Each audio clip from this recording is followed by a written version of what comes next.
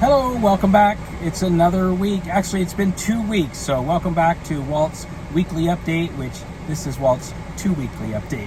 How's everybody doing out there? We are experiencing some heat now. It's hot Vegas, baby. Yeah, we're up in those 110 marks. I don't think it's going to last. I think we'll pop back down in the next week or two to the lower 100s. But for right now, the heat is on. So I had talked last time about the tourism numbers coming in, and they did come in. So I wanted to address that with you a little bit.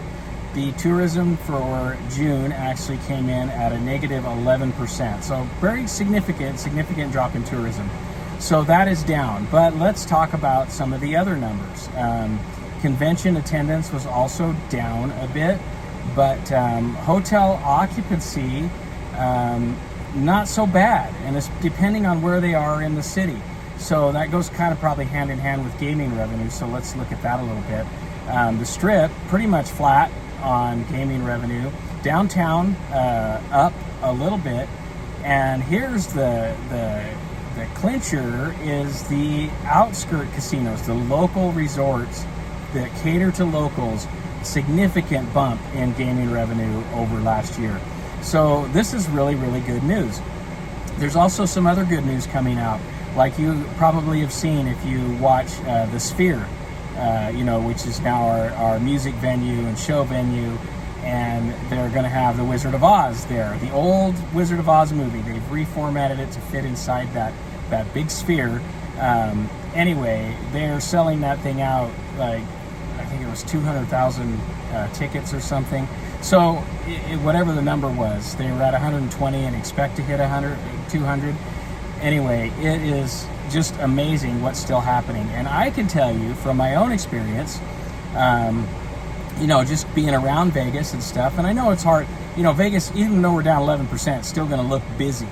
But from a local standpoint, my wife and I, we went out to Durango just last night. We went there to just grab a quick bite to eat, have a drink, and maybe play a little bit of video poker while we're there just to unwind. And the restaurants, busy, very busy. The casino itself, it was early, 5 o'clock, and so the casino itself was moderate, but the actual restaurants packed. I mean, I didn't make a reservation, and luckily we were able to get a seat at the bar. So this tells me that these local casinos are doing a very good job of luring the locals in.